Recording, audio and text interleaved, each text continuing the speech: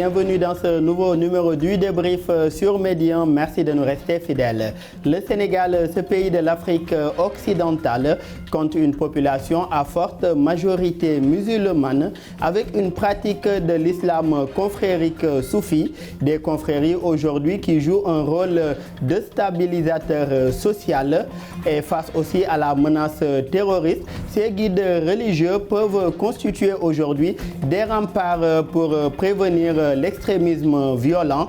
Quelle place des confréries religieuses dans la société sénégalaise? Quel rôle des religieux dans la prévention de l'extrémisme violent? Le développement en première partie d'émission. Et puis en seconde et dernière partie, en Afrique, de plus en plus aujourd'hui, l'on assiste à des foyers de tension, des conflits et autres problèmes liés à l'insécurité. Ces conflits souvent engendrent de graves violations des droits humains. Aujourd'hui, quelle situation des droits humains face aux défis sécuritaires? Comment mieux faire respecter le droit international et le droit humanitaire dans ces zones, surtout en période de conflit? Le développement en seconde et dernière partie d'émission. Pour en parler sur ce plateau, nous sommes avec M. Alassane Seck.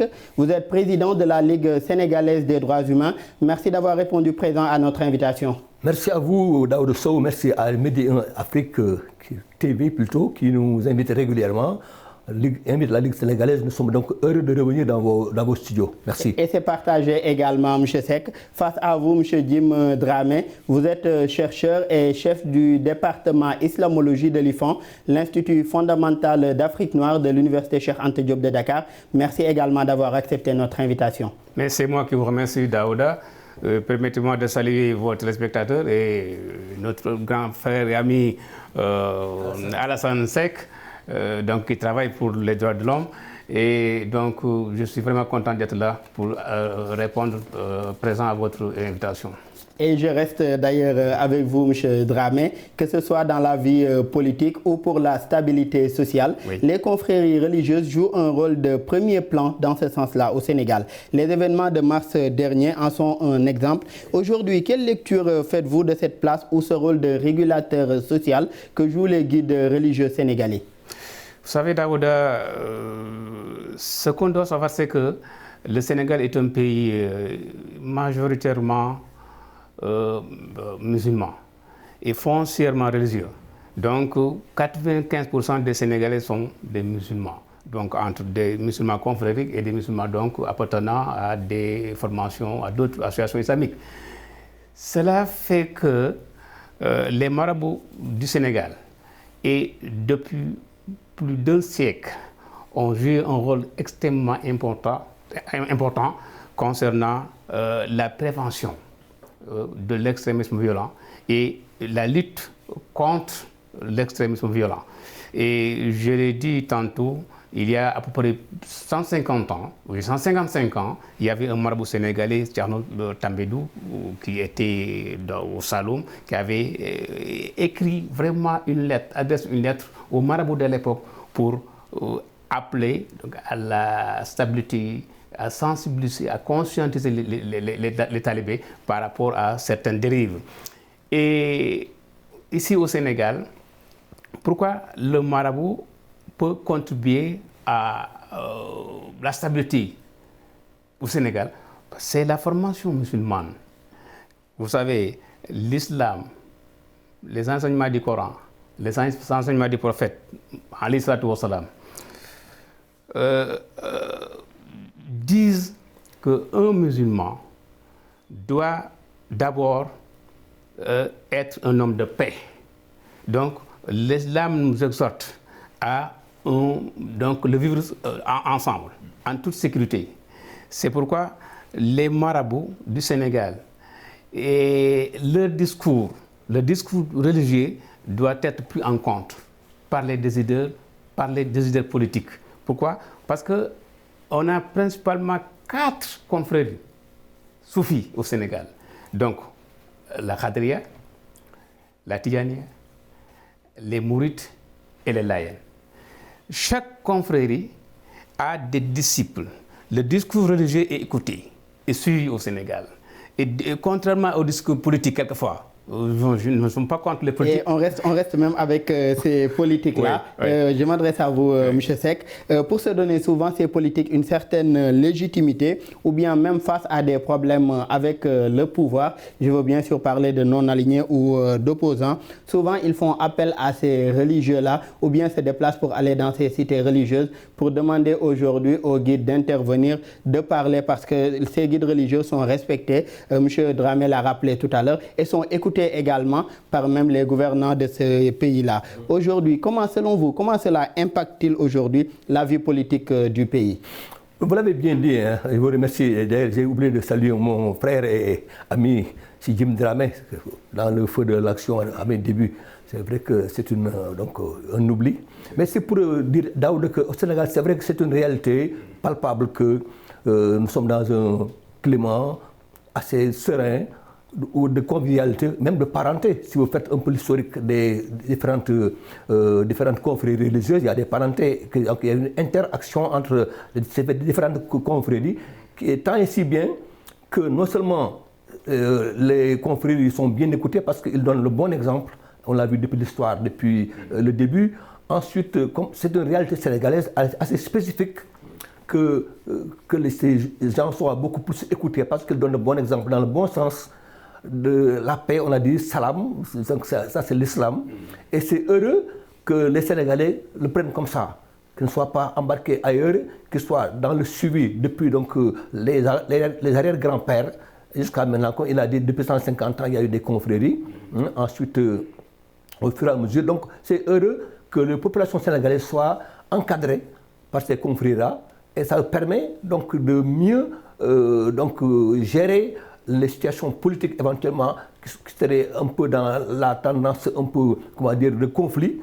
Et c'est heureux que nous avons au Sénégal ces confréries qui calment le jeu, qui peuvent endiguer des éventuels conflits, et donc qui sont des exemples à suivre. Et heureusement pour nous, je pense que c'est une très bonne chose. Et d'ailleurs, ils sont même considérés comme des exemples, des références aujourd'hui, ces guides religieuses-là, à travers aujourd'hui cette image de modèle aujourd'hui qu'ils véhiculent. Comment est-ce qu'ils pourraient contribuer aujourd'hui à vulgariser un islam tolérant chez les jeunes? Puisque quand on parle d'endoctrinement souvent, c'est souvent chez les jeunes. Aujourd'hui, comment est-ce qu'ils peuvent contribuer à vulgariser aujourd'hui cet islam tolérant-là? C'est vrai que ce n'est pas évident avec les jeunes, mais nous avons la chance, nous, au Sénégal, d'avoir des familles, toute famille presque au Sénégal appartient à une confrérie, et c'est une bonne chose.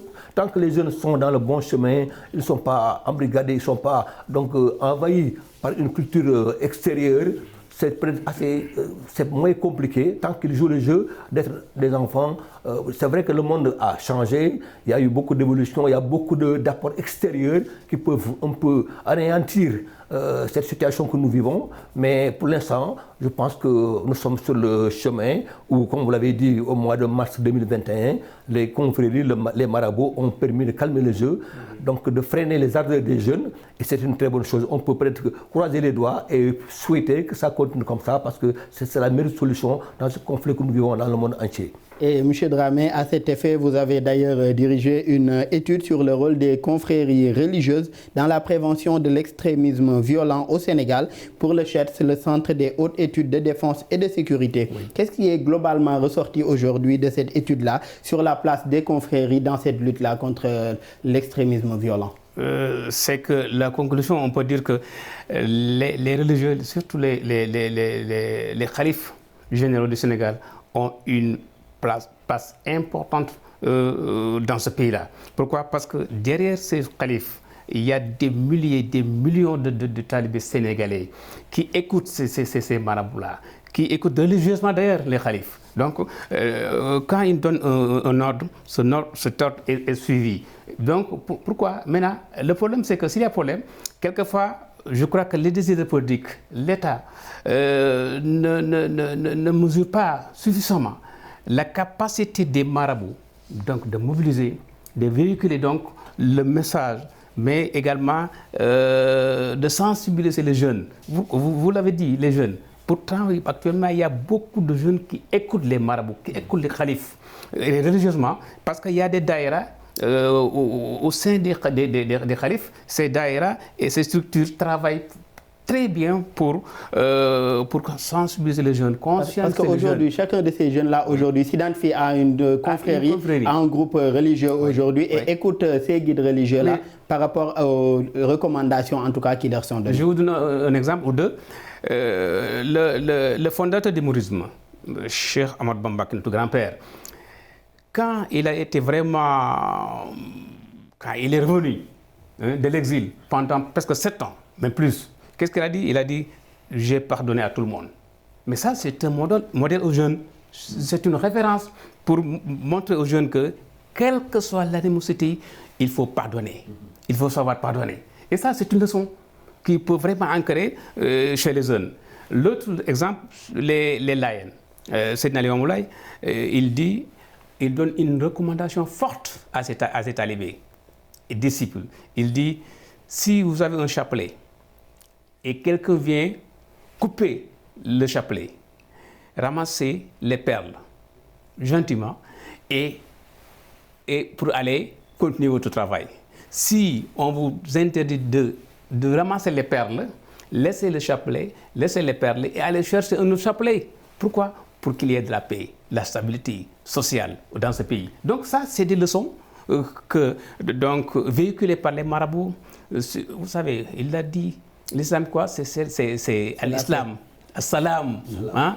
Le terme salam vient plusieurs fois dans le Coran, dans le Saint-Coran. Et on va en parler peut-être. Et on va y revenir même. On reste avec cette communauté laïenne que vous avez citée tout à l'heure en exemple.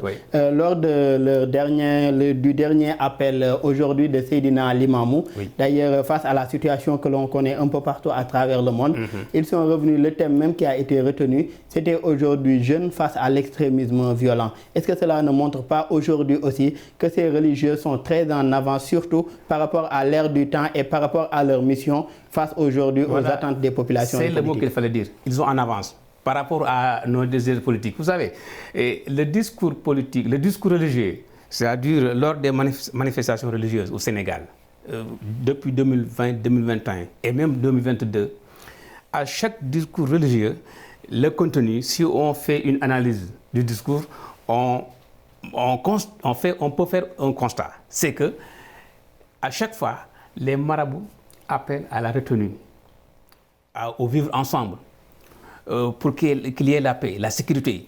Ça, c'est le cas de Touba, de Tivaouane, de Djamal au Saloum, de Layène, et de Darussalam Nioro, de Medina Gounass Dakar, et partout, Medina Bagnès. D'ailleurs, un proche du calife me l'a confirmé. Il m'a dit que lors du dernier Gamou, le calife Serigne Mahi Niass, il a beaucoup insisté sur le fait que les jeunes doivent se comporter comme le veut l'islam, c'est-à-dire un bon musulman. Un bon musulman, c'est quelqu'un qui sait pardonner et qui ne fait pas du mal à un autre. C'est le respect de l'autre, le respect de l'homme en tant qu'homme. Parce que vous savez, la vie est un don de Dieu.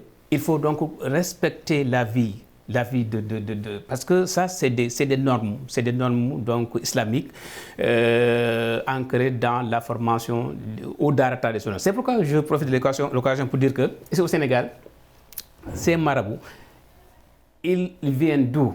Ils sont formés d'où? Bien, des Dara traditionnels du Sénégal.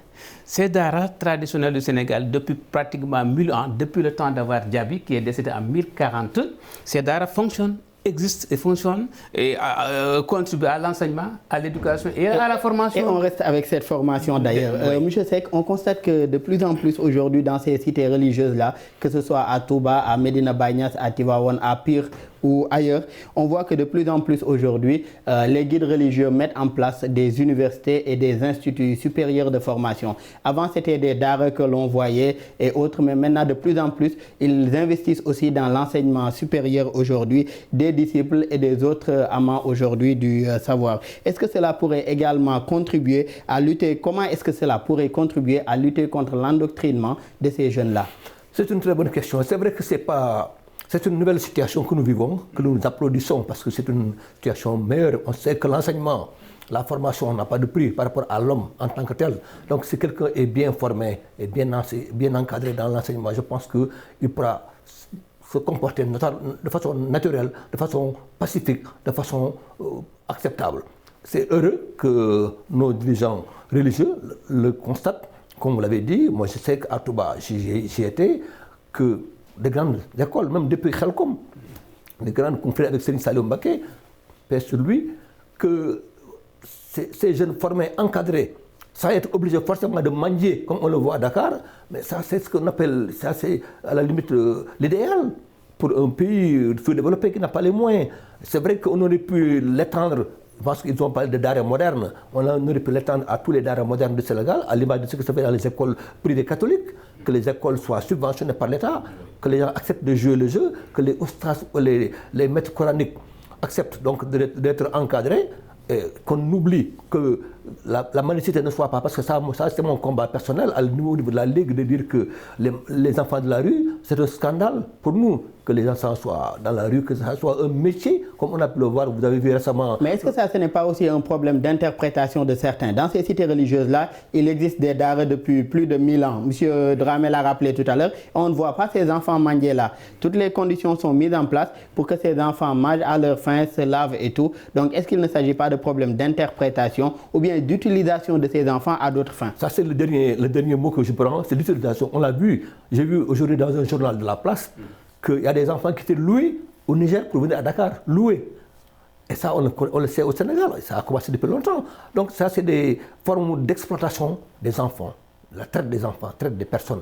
C'est des délits, punis par la justice, punis par les lois et règlements. Donc il faudrait que l'État, comme il a déjà proposé depuis longtemps, qu'on aille vers ces réformes très fortes, que l'État ait une volonté politique de mettre en œuvre ces réformes qui consistent à encadrer les daara, les moderniser, qu'on puisse faire des inspections régulièrement, que les gens soient identifiés. Mais est-ce que le problème, M. Seck, ne se situe pas surtout dans l'application ou l'applicabilité? Je vous donne un exemple simple. La mendicité au Sénégal, aujourd'hui, elle est punie par la loi.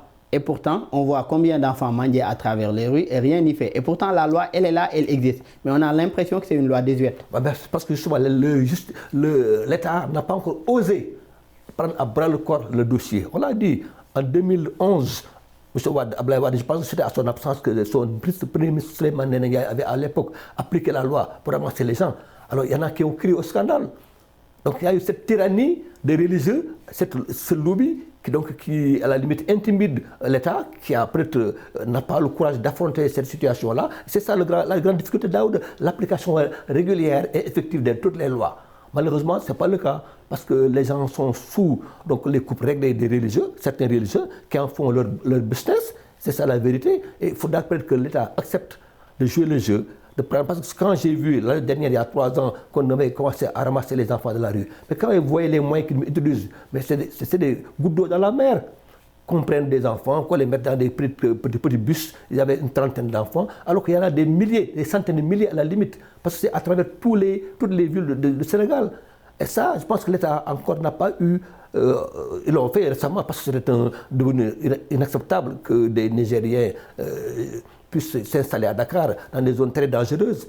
D'ailleurs, des populations qui ont été rapatriées chez elles par les autorités. On en revient à l'extrémisme violent. Aujourd'hui, M. Seck, le Sénégal est cité parmi les pays pourvoyeurs de combattants aux groupes extrémistes violents, que ce soit en Afrique ou bien au Moyen-Orient. Des jeunes Sénégalais présumés associés à Boko Haram ou bien à AQMI ont même été arrêtés ici au Sénégal. Certains sont en prison, pour d'autres, les procès sont en cours. Est-ce que ce retour des combattants aguerris, rompus à la tâche, ne risque pas aujourd'hui de constituer une menace pour la stabilité, même si on sait que le Sénégal est un pays quand même qui mise beaucoup sur la prévention? Moi, je pense que c'est vrai que le Sénégal est assez bien armé pour pouvoir endiguer ce danger-là, parce que moi j'ai eu la chance, j'étais observateur délégué des prisons, j'ai pu les constater, j'ai pu les voir un peu, ces jeunes qui étaient revenus, qui ont été arrêtés au camp pénal, au quartier de haute sécurité, mais je pense que c'est des épiphénomènes.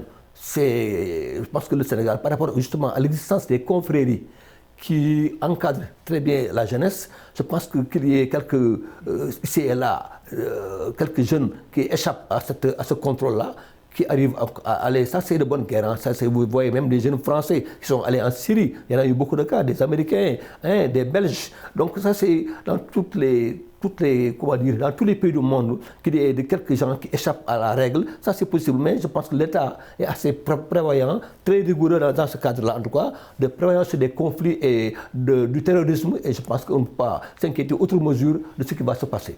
Et aujourd'hui, par rapport à votre étude dont on parlait tout à l'heure, M. Dramé, quelles sont aujourd'hui les recommandations qui sont issues de cette étude-là?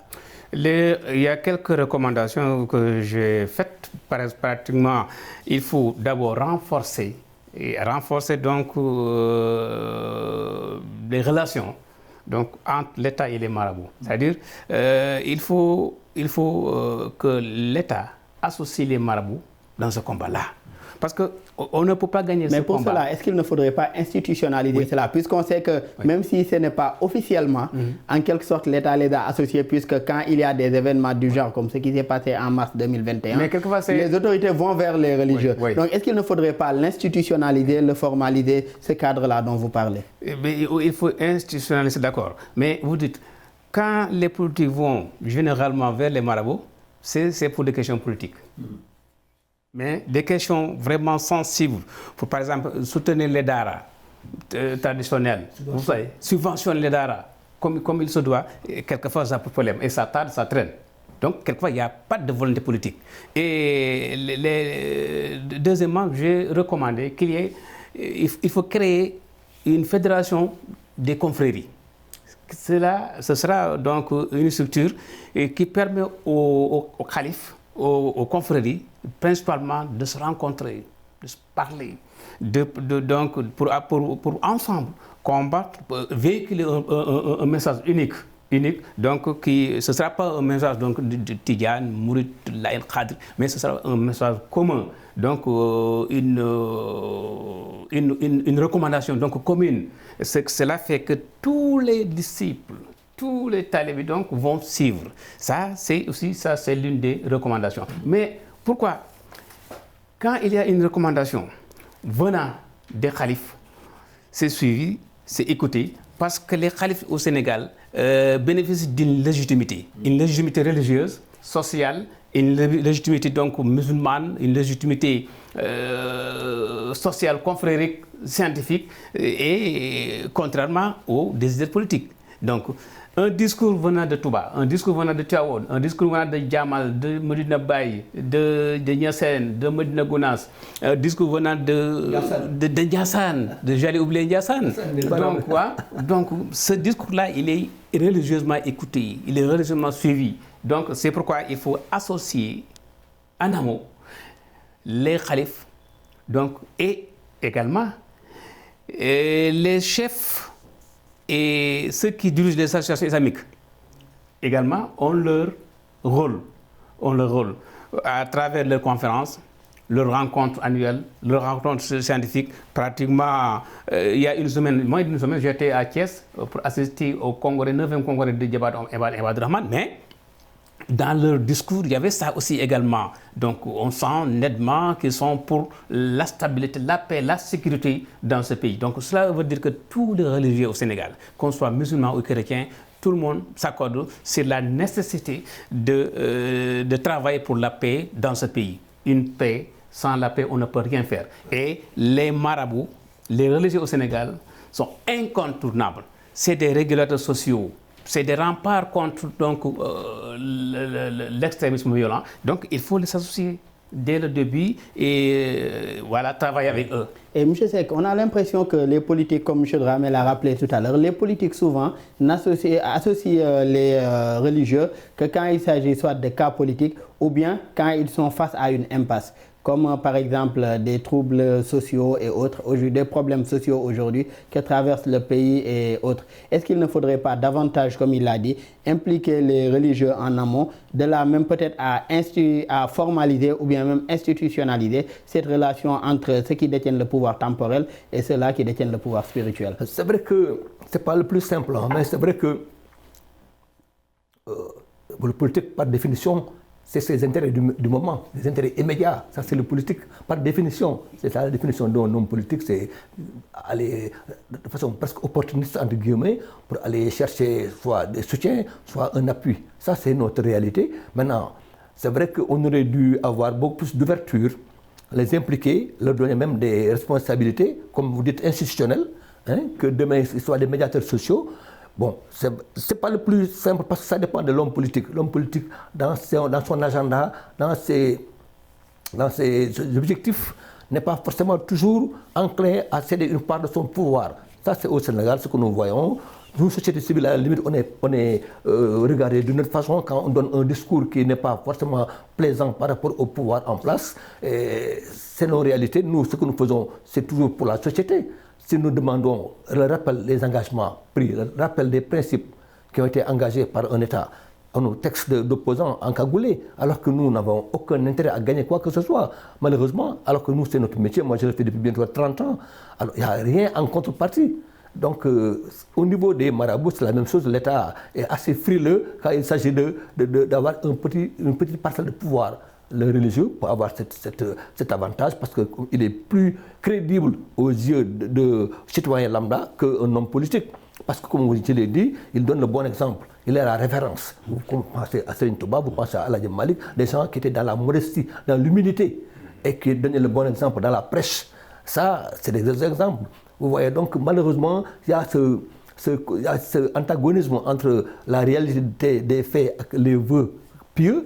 Malheureusement, pour l'instant, on en est là. C'est un combat donc de positionnement entre le politique, le religieux qui n'a rien demandé, mais qui est écouté, parce qu'il a la légitimité donc, originelle, parce que religieux, peut-être par naissance ou par exemple. Et un autre combat aussi, M. Seck, a mené, il s'agit aujourd'hui du combat du respect des droits humains face aux défis sécuritaires. Aujourd'hui, face à tout ce qu'on voit sur le continent africain comme foyer de tension, comment veiller aujourd'hui au respect de ces droits humains-là et comment est-ce qu'aujourd'hui faire respecter le droit international et le droit humanitaire? Ce sera la thématique en seconde partie d'émission. De retour sur ce plateau de Médian pour la seconde et dernière partie du débrief. Monsieur Seck, comme je le rappelais en introduction, plusieurs tensions de conflit sont à noter sur le continent africain, des situations où l'on voit souvent des violations des droits humains. Quelle situation aujourd'hui des droits humains sur le continent, surtout en période de conflit? C'est vrai que c'est des questions très difficiles, même dans le monde entier, depuis, à la limite, depuis plus de 20 ans, depuis le 11 septembre 2001, parce que les choses se sont inversées. Les États ont pris donc leurs décisions, parfois inopportunes par rapport à la protection des droits humains, et cette situation qui justifie, dit-on, ils disent que la fin justifie les moyens, il faut peut-être avoir la sécurité plus que les droits humains. Ça, c'est une réalité que nous vivons dans le monde, en Europe, qui sont peut-être les champions au niveau du respect des droits humains, aux États-Unis d'Amérique, où ils ont parlé du Patriot Act, qui est donc une réglementation interne aux États-Unis qui permet de faire ce qu'on veut, tant qu'on explique que c'est justifié par rapport à la sécurité nationale. Donc tout ça fait que c'est très difficile d'ailleurs c'est le débat depuis plus de 20 ans, c'est le débat entre les défenseurs des droits humains et les responsables de la sécurité dans les différents pays. Mais est-ce que cela n'a pas été davantage accentué avec la pandémie de Covid-19, puisque beaucoup de défenseurs des droits humains jugent que beaucoup de lois, en tout cas, et règlements qui sont passés durant cette période de pandémie sont jugés en tout cas liberticides? Absolument, mais c'est vrai que c'est le même principe qui a guidé l'État à parler de sécurité avant la pandémie. C'était à l'époque le terrorisme qui existait dans le monde depuis 2001 avec les événements du 11 septembre.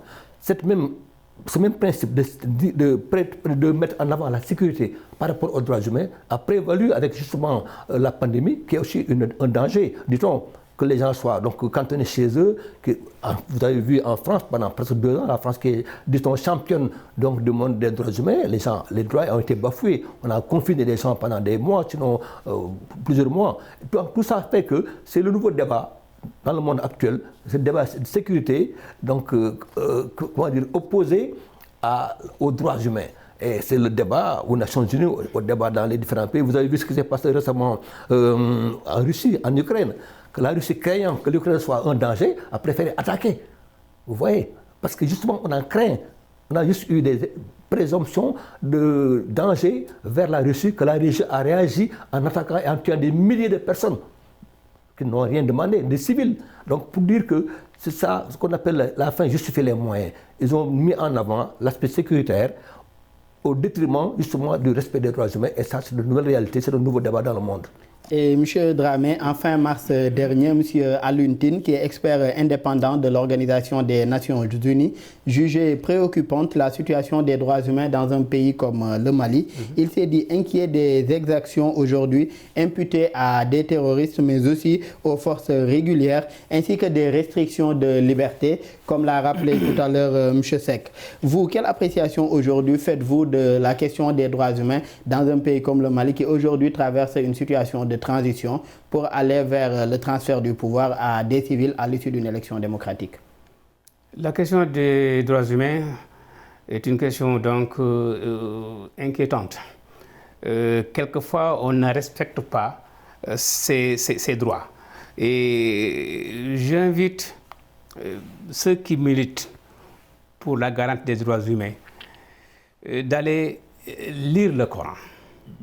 Le Coran a beaucoup insisté sur le respect des droits de l'homme. Alors, je l'ai dit, dans le Coran, il y a pratiquement deux concepts extrêmement importants.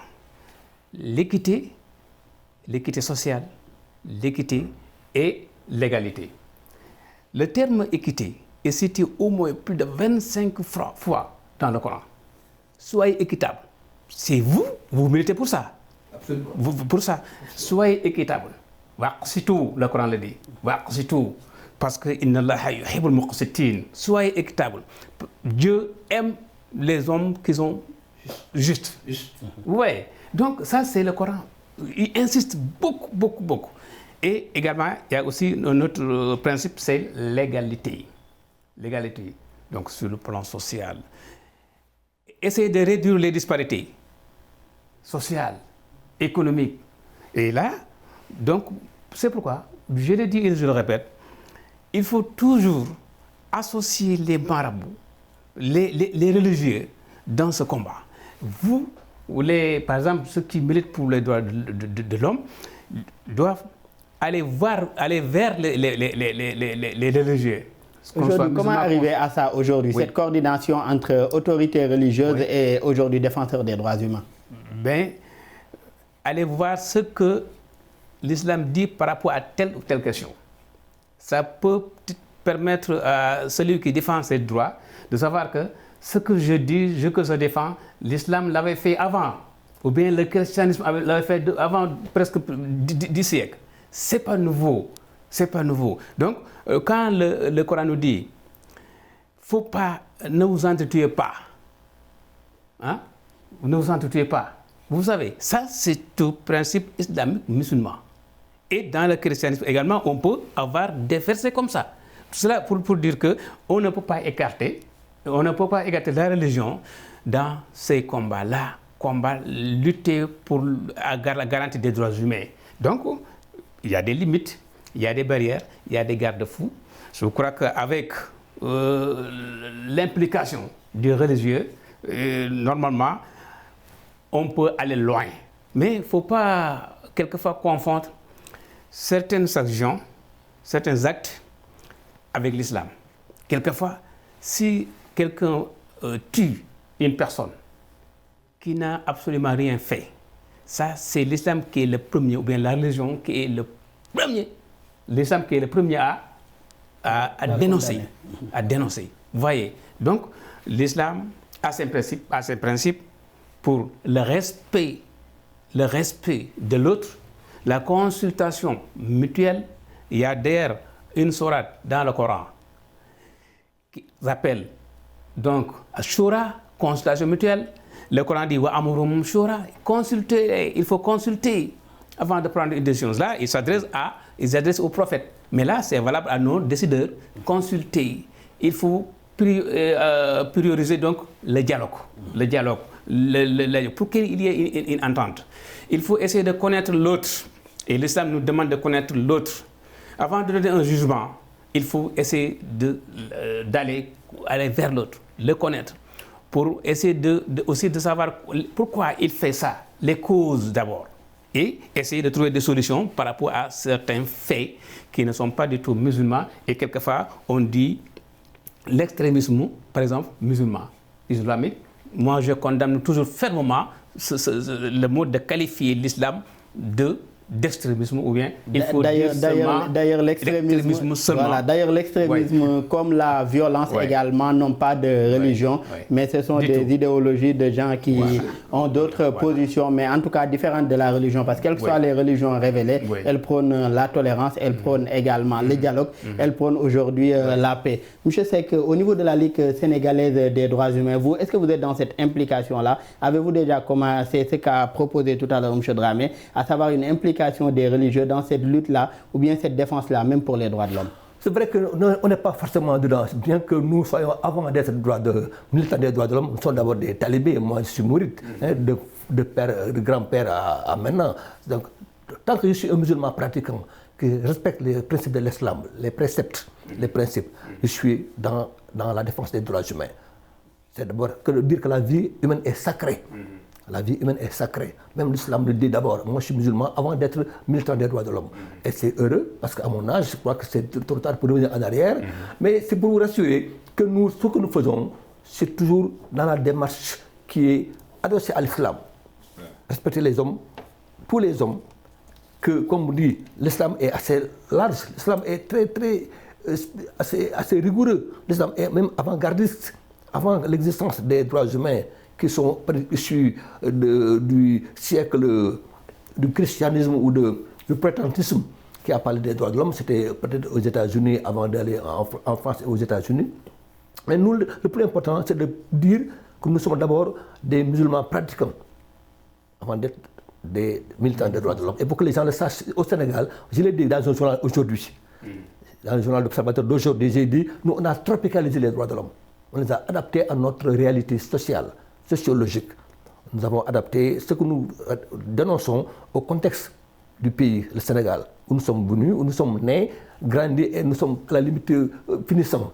Donc il faut que les gens comprennent que nous n'avons pas à importer quoi que ce soit. C'est le tempérament de quelqu'un qui défend les droits de la personne humaine, d'où qu'ils viennent. Et c'est d'ailleurs la meilleure option, cette adaptation-là face aux réalités sénégalaises, surtout pour une meilleure acceptation aujourd'hui par le Sénégalais lambda. On reste toujours au Sénégal, où l'on se plaint souvent, M. Seck, de bavures policières et d'autres violences imputées aux forces de l'ordre. En tant que défenseur des droits humains, vous, quelle lecture faites-vous de ce genre de situation que l'on retrouve quand même assez souvent? M. Sow, il faudra rappeler à tous les Sénégalais que quelqu'un fera une faute, la faute devra être sanctionnée, quelle que soit la personne, du président au dernier Sénégalais, s'il y en a. Donc, que ce soit le policier, le militaire ou le gendarme, que ce soit le civil ordinaire, si quelqu'un fait une faute à l'endroit de vis-à-vis de son concitoyen, il doit être sanctionné. Si le policier fait une bavure policière, une enquête doit être menée avec beaucoup de rigueur pour arriver à des sanctions. Pour nous, c'est le principe. On ne peut pas rester dans une impunité.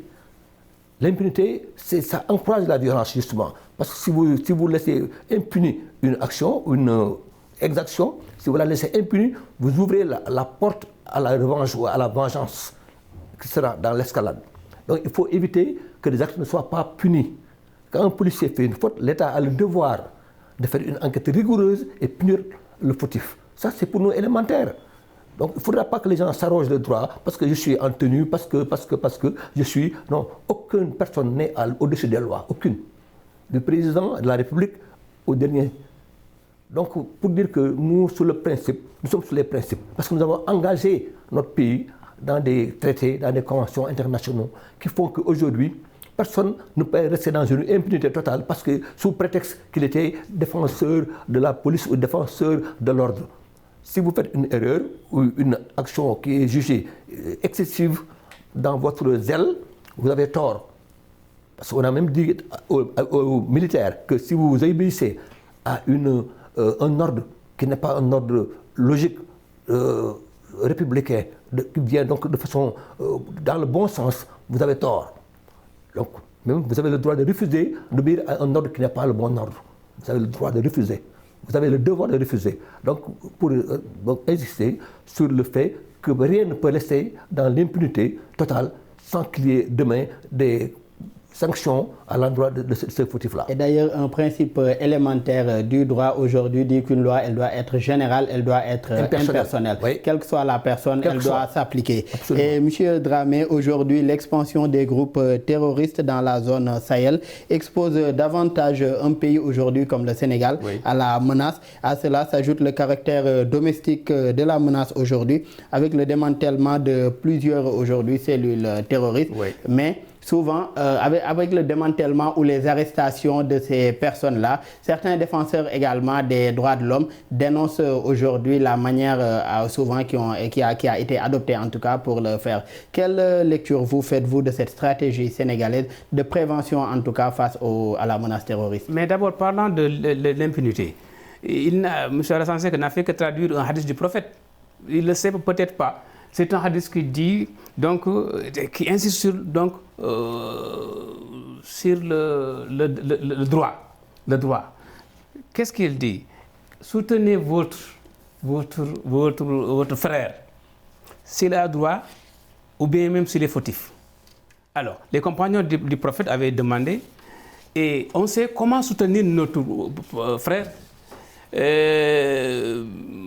s'il a un droit d'être défendu. Mais s'il est fautif, comment le défendre? Comment défendre? Et il dit, tenez sa main et lui faire savoir que vous êtes fautif. Il ne va pas le refaire. Il ne va pas répéter. Donc, pour dire que tout est une question de formation. La formation de base, c'est important. C'est sa formation de base qui permet à l'individu de savoir comment traiter un autre homme. Quel comportement, donc, réservé à un détenu, quel comportement réservé à telle ou telle personne. C'est la formation de base, l'éducation de base. Donc, l'éducation religieuse, il nous faut ça. Il nous faut impérativement une éducation religieuse de base, depuis donc le primaire jusqu'à l'université. C'est ça qui nous permet d'éviter certaines dérives actuellement. Parlant des menaces, le Sénégal, tout le monde le dit, le Sénégal est menacé, il y a une menace réelle. Parce qu'il y a des pays qui entourent le Sénégal où on parle d'extrémisme violent. Mais moi, je reste donc optimiste. Pourquoi? Parce qu'on a encore des remparts. On a les confréries. On a également les associations islamiques. Et si tout le monde parle, tout le monde travaille pour essayer de prendre donc de devant, l'État, en tant que premier responsable et garant de notre sécurité, l'État doit aller voir toutes les parties prenantes, et principalement les confréries et associations islamiques, les sëriñ daara, les maîtres coraniques, parce que on a au moins, j'ai consulté le président de l'association nationale, Fédération nationale, association maîtres coraniques des écoles coraniques du Sénégal. Il m'a dit on a plus de 10 000, ils ont recensé plus de 10 000 daara au Sénégal. Vous voyez, chaque daara, il y a au moins 1 ou 3 sëriñ daara et une cinquantaine de talibés. Allez à Koki, en 39, on est à plus de 4000 talibés actuellement. C'est un lycée. Alors, c'est 10 000 sëriñ daara. L'ancien ministre Moustapha Souran, paix à son âme, avait dit qu'il y avait au moins 1 million de talibés dans ce pays. Donc, si on associe les marabouts, les maîtres coraniques, les sëriñ daara, tous pour cette cause, sensibiliser, conscientiser les gens, travailler pour la paix, éviter ce qui peut venir de demain et créer une instabilité sociale qui va, d'instabilité sociale, on aura forcément une instabilité économique. Vous voyez? Donc, il faut... Je reste moi-même vraiment optimiste. Si les conditions sont réunies, si les décideurs prennent le devant, aller voir les religieux, et travailler ensemble pour en bloc et essayer de barrer la route à ceux qui vont semer peut-être l'instabilité dans ce pays-là. Une instabilité sociale, religieuse, économique. Le Sénégal, hier, j'ai parlé avec quelqu'un qui a fait quelques pays d'Afrique noire. Il m'a dit, ce qu'on a au Sénégal, on ne le sait pas. Si quelqu'un ne sort pas du Sénégal, il ne pourra pas savoir le trésor qu'on a au Sénégal. S'il y a un équilibre social, s'il y a la solidarité, s'il y a l'entraide, s'il y a la stabilité, c'est grâce essentiellement à nos confrères soufis et aux dirigeants d'associations islamiques au Sénégal. Et on reste avec cette stabilité et cette lutte contre le terrorisme là, M. Seck. J'ai rappelé tout à l'heure aujourd'hui que certaines organisations de défense des droits humains dénoncent aujourd'hui la manière en tout cas utilisée par certains États dans le cadre de cette lutte contre le terrorisme. Que ce soit la manière dont ces personnes présumées terroristes sont arrêtées et autres. Aujourd'hui, comment vous qui êtes défenseur des droits humains, aujourd'hui, comment veiller au respect des droits humains dans ce contexte de lutte aujourd'hui contre le terrorisme? D'abord, vous l'avez déjà dit en première partie, c'est un conflit, à la limite c'est une dualité entre la sécurité et les droits humains. J'ai voulu que ça existe depuis très longtemps, ça fait plus de 20 ans, je vous l'ai dit, ça c'est déclenché. Mais comment veiller au respect des droits humains dans ce contexte-là? C'est ce qu'on a fait. Nous, on a vu récemment, il y a eu un procès de l'imam Ndao et ses compagnons à l'époque. On était à la limite observateurs pour voir si les droits des détenus sont respectés. Donc nous, notre rôle, Daoud, n'est pas très facile parce que nous sommes confrontés à un État. Tous les États ont le prétexte de dire que c'est la sécurité qui passe avant les États-Unis, de la France et du Sénégal. Donc tous les États donc notre combat, nous, est un combat à la limite quotidien de veiller à chaque étape de la détention si les les droits sont respectés. Bon. Donc c'est un combat, c'est un conflit, c'est un combat entre deux notions, sécurité, droits humains. C'est le débat actuel en 2022. Nous sommes dedans, nous sommes dessus, nous veillons à ce que le débat soit beaucoup plus large, que les droits élémentaires soient respectés, que les gens ne soient pas mis dans des conditions déplorables, qu'ils ne soient pas mis dans des prisons très difficiles, comme ça se passe dans certaines zones, on appelle les quartiers de haute sécurité, qui ont été créés il n'y a pas longtemps, il y a moins d'une dizaine d'années, pour justement héberger, détenir des gens qui sont présumés dangereux. Vous voyez, en France, récemment, il y a le procès donc, de l'affaire du Bataclan, ça s'est passé il y a quelques jours, pour dire que c'est notre combat actuellement de gérer cette dualité entre la sécurité, disons, et les droits humains. Et malheureusement, on n'est pas arrivé au bout de nos peines parce que les États deviennent plus forts dans les lois qu'ils prennent pour donc imposer leur dictat par rapport à la défense des droits humains. Et vous, en tant que chercheur et chef du laboratoire islamologie, aujourd'hui, la dualité entre aujourd'hui l'islam et l'extrémisme violent, ou bien le terrorisme qu'on voit dans la zone Sahel, ou bien sur une bonne partie aujourd'hui du continent, aujourd'hui, est-ce qu'il y a des recherches qui sont menées dans ce sens-là, surtout dans un pays comme le Sénégal? Ben oui, il y a des recherches. Par exemple, le centre, par exemple, d'études de défense et de sécurité, quelquefois demande des notes. Donc, dans ce sens, il y a des recherches sur la question. Mais quelquefois, l'ancien recteur l'a dit hier lors d'un colloque, quelquefois, on ne nous connaît pas. On ne nous connaît pas. Les résultats de nos recherches, quelquefois, restent méconnus. On ne vient pas vers l'université, vers les chercheurs, pour savoir ce qu'ils font, les résultats de recherche. Là aussi, parce que quelquefois, on ne peut pas publier. Quelquefois, on a des difficultés financières pour publier, vulgariser nos résultats de recherche. Alors, l'État, peut-être, doit faire un effort, donc ce qu'on appelle le financement de la recherche. Ça permet vraiment, parce que pratiquement, on a fait des recherches sur plusieurs domaines. Mais c'est des résultats qui sont là-bas, au niveau universitaire, au niveau, donc, voilà, dans son cadre restreint, scientifique. Donc, il faut d'abord essayer de publier les résultats et en même temps demander aussi, recommander des recherches des recherches sur telle ou telle question. On est là, les chercheurs sont là, les enseignants chercheurs sont là pour faire ces genres de travaux, mais soyez rassurés, il y a beaucoup de travail qui ont été fait sur la question. Et maintenant, il reste à l'État maintenant d'essayer de travailler pour vulgariser, faire connaître. Donc, et de savoir quelle démarche faire pour anticiper, parce qu'il faut un travail d'anticipation. Il faut anticiper donc ce qui peut venir et ce qui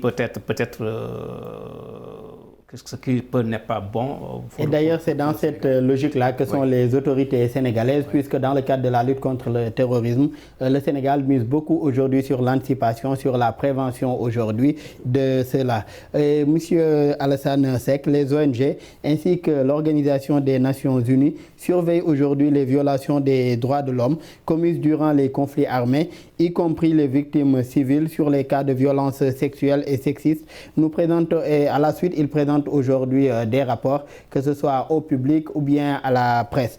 Mais souvent, c'est vers la Cour pénale internationale que l'on voit aujourd'hui que sont renvoyés les auteurs de ces crimes. Certes, il y a eu dans l'histoire aujourd'hui des tribunaux aujourd'hui pénal international, mais est-ce qu'il ne faudrait pas plus aujourd'hui aller vers des tribunaux ad hoc, surtout pour le cas de l'Afrique, du continent africain, aller aujourd'hui vers des tribunaux ad hoc, comme ça a été le cas dans l'affaire Hissène Habré, des tribunaux aujourd'hui qui sont chargés sur le continent de juger les personnes accusées de ces fautes-là. C'est heureux que ça soit le Sénégal qui donne l'exemple. C'est heureux parce que, comme vous l'avez dit, nous avons une compétence universelle qu'on a eue depuis 2012, depuis 2011, depuis 2012, mais à l'époque, déjà en 1999, à l'époque d'Emba Kani, qui était doyen des juges qui avait inculpé Hissène Habré. Donc, c'est une très bonne chose qu'on puisse avoir des tribunaux locaux. On a eu le tribunal du Rwanda qui a été après muté en tribunal pour la Cour africaine des droits de l'homme.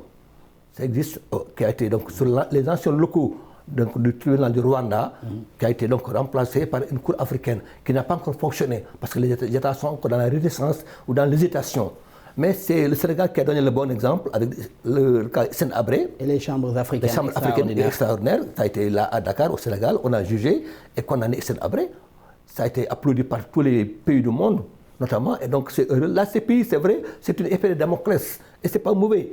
Parce que la CPI est un tribunal subsidiaire qui remplace éventuellement les faillites, le blocage des tribunaux locaux. Si un tribunal local au Sénégal ne joue pas le jeu de juger des délinquants, donc présumés délinquants en tout cas, alors la CPI est l'alternative. On l'appelle le tribunal donc, de remplacement. On l'appelle donc c'est le traité de Rome qui a été donc ratifié pour la première fois dans le monde par le Sénégal. Il ne faut pas l'oublier, en 1999. Le Sénégal a été le premier pays au monde à ratifier cela parce que justement c'était l'exemple de la lutte contre l'impunité. Et c'est heureux que ce soit encore le Sénégal qu'on a pu juger un dictateur. Dans le cadre de cette lutte contre l'impunité, on voit que ces exactions souvent ne sont pas seulement commises par des groupes rebelles ou autres groupes armés, mais plus récemment, ou bien depuis quelques années, on entend très souvent parler d'exactions et de violations des droits humains commis par des éléments aujourd'hui de maintien de l'ordre, des éléments onusiens aujourd'hui de maintien de l'ordre dans certains pays africains. Par rapport à cette situation aujourd'hui, quelle solution? Bon, pour l'instant, les solutions elles sont très longues à être atteintes. C'est vrai que même il y a les États, tout ça, mais toutes ces personnes, tous ces régimes qui sont actuellement en activité devraient pouvoir rendre compte. Vous avez vu aujourd'hui la Russie est pointée du doigt pour des questions liées aux droits humains. On a parlé de crimes de guerre en Russie. Quand il y a un nombre excessif de crimes de guerre ou crimes contre l'humanité, quand il y a un nombre donné de personnes qui sont tuées de façon massive, on a pu le voir, les civils surtout. Déjà, Michel Bachelet, qui est une commissaire aux droits de l'homme, avait indiqué que la Russie ne perd rien pour attendre. Si demain Poutine perdait le pouvoir, il pouvait être poursuivi. Et face à ces crimes contre l'humanité, aujourd'hui, ce qu'attend le monde, que ce soit en Russie ou bien sur le continent africain ou sur d'autres terres à travers le monde, ce qu'attendent les populations aujourd'hui, c'est que la justice soit rendue et de façon impartiale, de façon juste et équitable également. Malheureusement, nous en sommes à la fin de cette émission. Je rappelle que nous recevions M. Jim Dramé. Vous êtes chercheur et également chef du laboratoire. Vous savez, parlant des traités, des conventions, c'est qu'il faut quelque part essayer de décoloniser nos mentalités. Pourquoi? Parce que on va loin chercher donc des traités, des conventions sur le droit de l'homme. Mais on a chez nous la constitution de Thierno Souleymane Baal qui a réglé le problème. Donc nous devons enseigner. Donc beaucoup de sources aujourd'hui africaines sur lesquelles on pourrait s'appuyer. Il y a également la charte du Kroukan Fouga. Comme je le disais tout à l'heure. Malheureusement, nous sommes à la fin de cette émission. Merci encore, M. Jim Dramé, chercheur et chef du laboratoire islamologie de l'Institut fondamental d'Afrique noire de l'Université Cheikh Anta Diop de Dakar. Merci encore d'avoir été avec nous. C'est moi qui vous remercie. Merci également à M. Alassane Seck, président de la Ligue sénégalaise des droits humains. Merci aussi d'avoir été avec nous. Merci Daouda, merci à Medi 1 TV et à bientôt certainement. À très bientôt également. Merci également à l'équipe technique pour la réalisation de cette émission. Merci à vous qui nous suivez sur Médian et à très bientôt.